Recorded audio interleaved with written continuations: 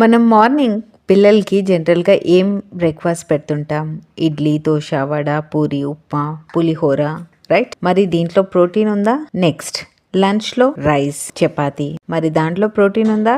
డిన్నర్లో again rice or chapati, లేదంటే tiffins, మరి దాంట్లో ప్రోటీన్ ఉందా? ఎస్, ఉంది. మనం తినే పప్పు కర్రీస్లో ప్రోటీన్ ఉంటుంది, కానీ ఎంత ఉంటుంది? జస్ట్ 10 to 20% ఆఫ్ ప్రోటీన్ ఉంటుంది. కానీ మన బాడీకి కావాల్సింది ఎంత?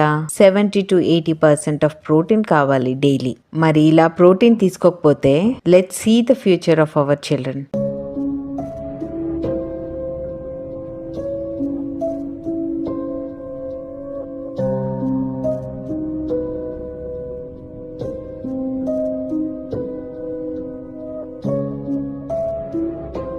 కదా, అందుకే life style మార్చుకుందాం.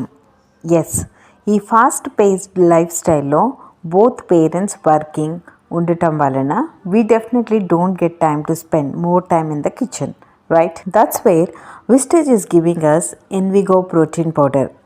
Morning at least 4 days in a week, like suppose Monday, Tuesday, Wednesday, Thursday, ఈ 4 రోజులు ప్రోటీన్ పౌడర్ ఇవ్వండి మీ పిల్లలకి.